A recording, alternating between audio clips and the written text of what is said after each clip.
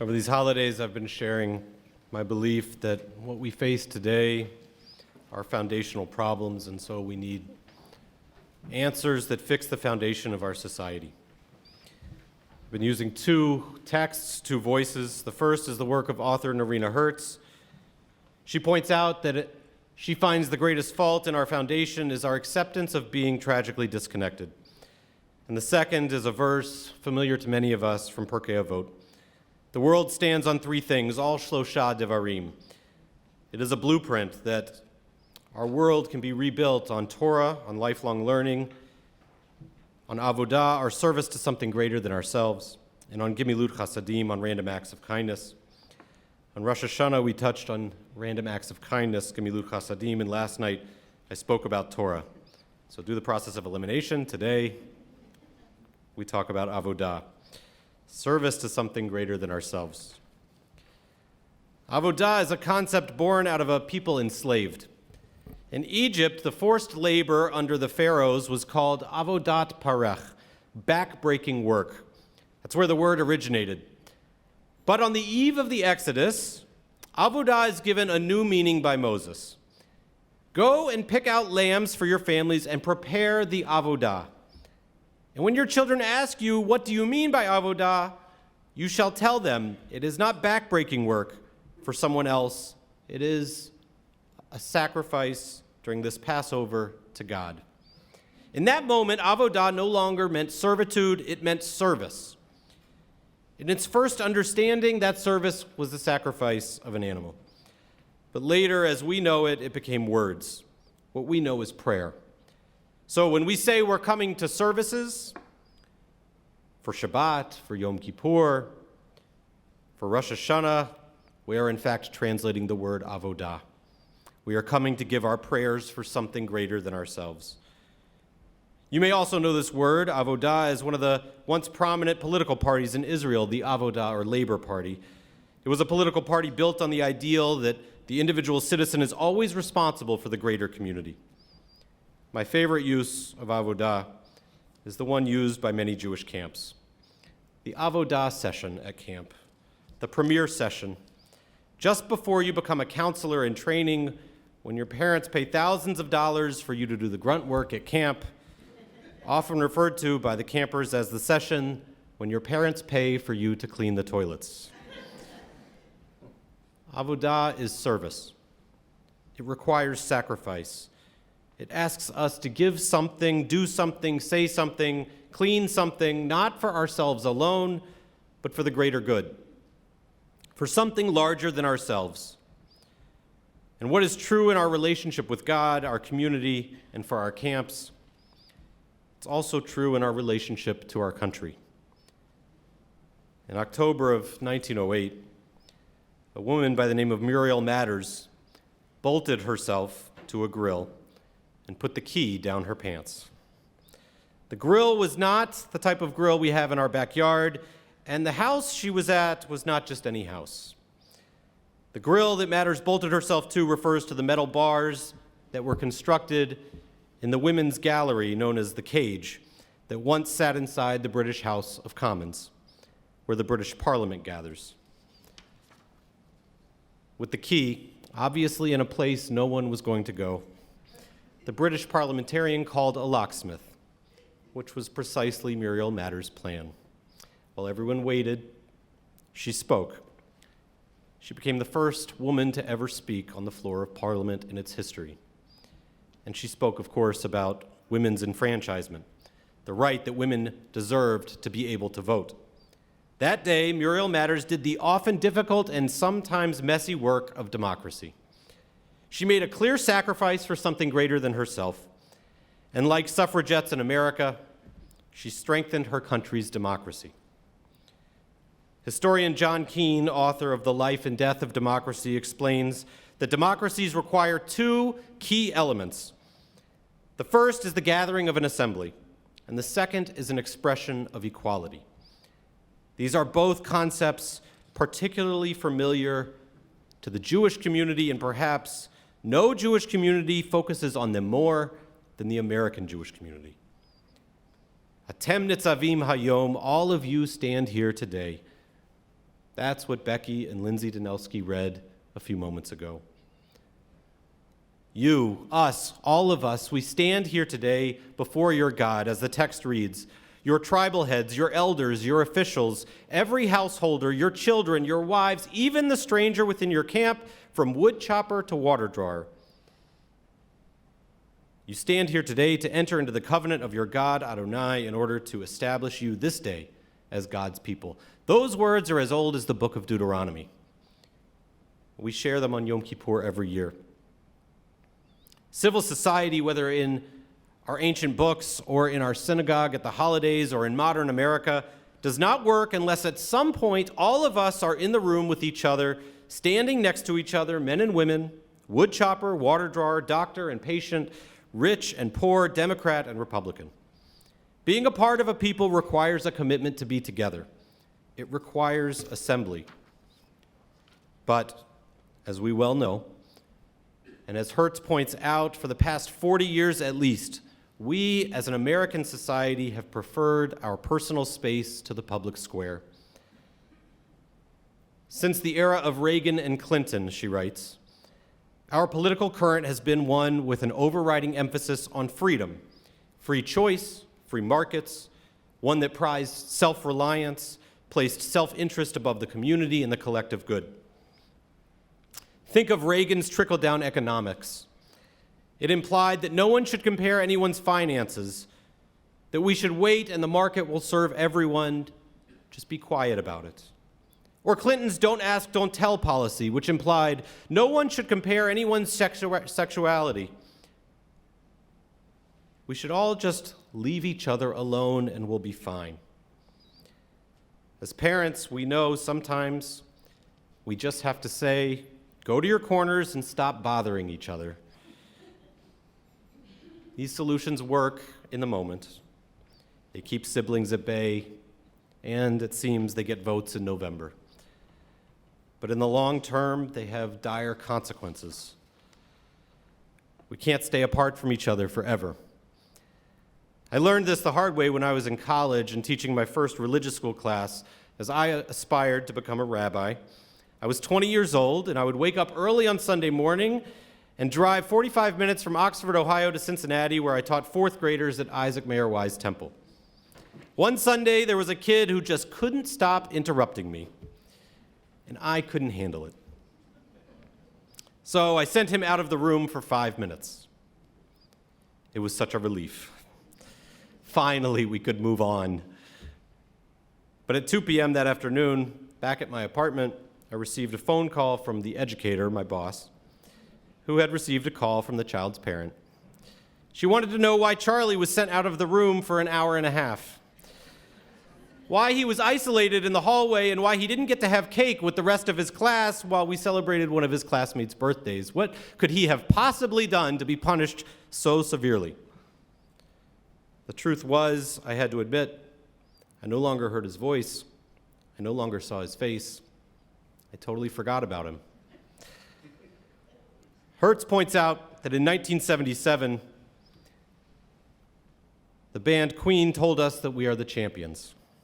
That Bowie wrote, we could be heroes.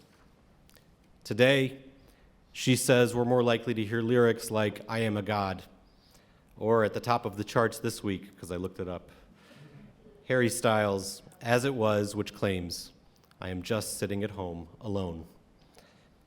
It's not just what we hear. It's also how we interact, how we eat, who we eat with or do not eat with. To which Hertz points out, 10 years ago, 62% of the workforce was already eating al deske, a term I happen to like. We were eating alone at our desk. That was before a quarter of the American workforce moved their jobs into the post-pandemic remote working environment. 10 years ago, 62% of us ate alone. How many eat alone now on Wednesday at noon? Hertz interviewed a man who had been working as an Uber driver since his previous employer, a local cab company, shut down. He shared the difference between the jobs. He missed eating with his fellow drivers in the lounge at the office when he was a cab driver. Muslims, Christians, They'd bring their food and eat together as a community. It was somewhere, he explained, where I knew you and you knew me. But now, as an Uber driver, if I were to break down in the middle of the road, no Uber driver would stop to help me. I'm alone. The kid who doesn't get cake, an Uber driver who eats alone may not seem like symptoms of a struggling democracy. But if the attack on January 6th of our democracy's capital, or the growing trend of populist leaders like Putin invading countries at will, are the heart attacks of a failing democracy, then the average isolated American certainly is an early warning sign.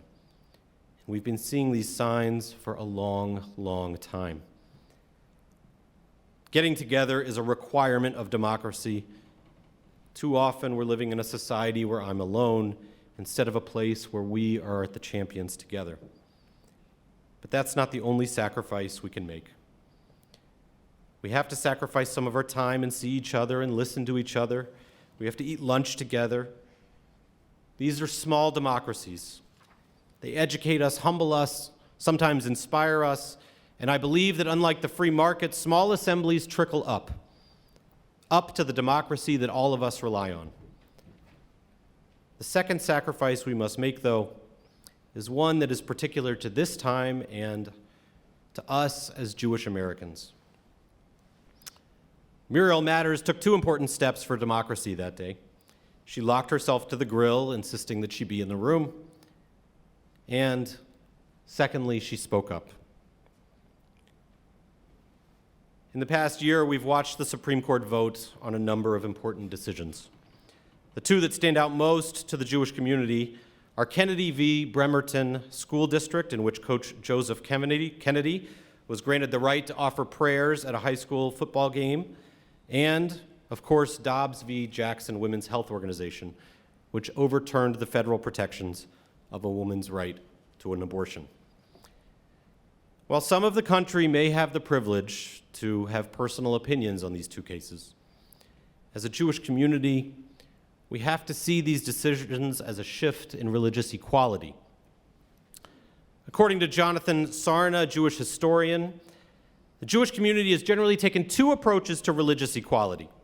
The first is the equal footing approach. This was set in motion by a correspondence between a leader of the American Jewish community and former President Thomas Jefferson. In the letter, Jefferson wrote, "It is only the law that can serve to protect a people's religious and civil rights.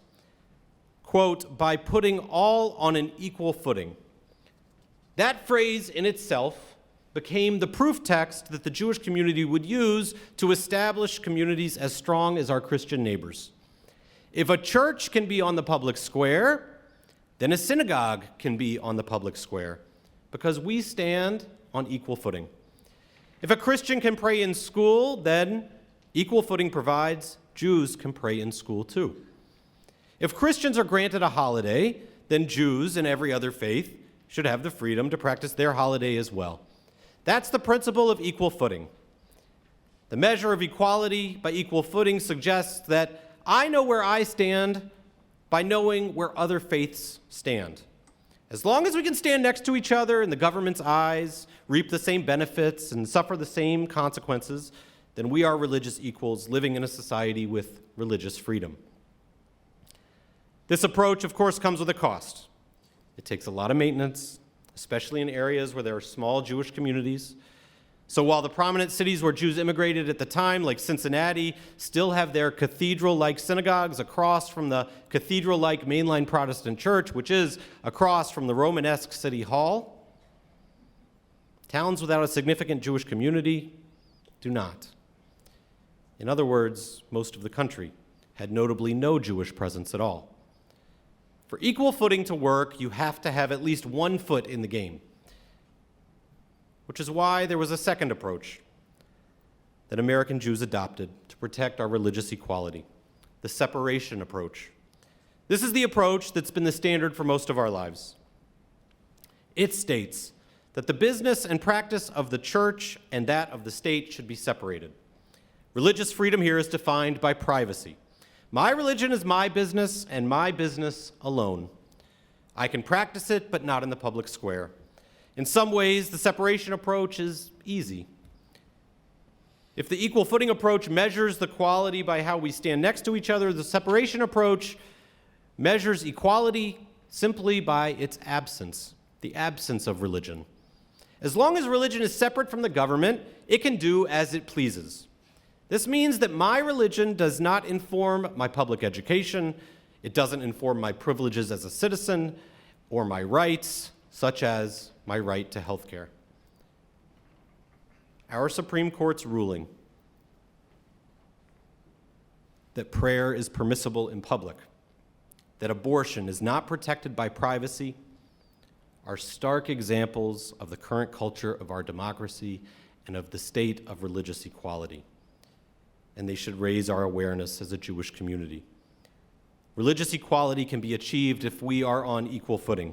If my friend or another faith stands up and states her values, and my country accepts those values, then I, as a citizen of this country, should be able to stand right next to her, state my values, and be granted the same acceptance by our country. And religious equality can be achieved if we separate the church and the state, keeping the state separate from everything religious, so that I practice my religion in private and you do as well. We see each other as equal Americans, but our religion is to stay out of the room.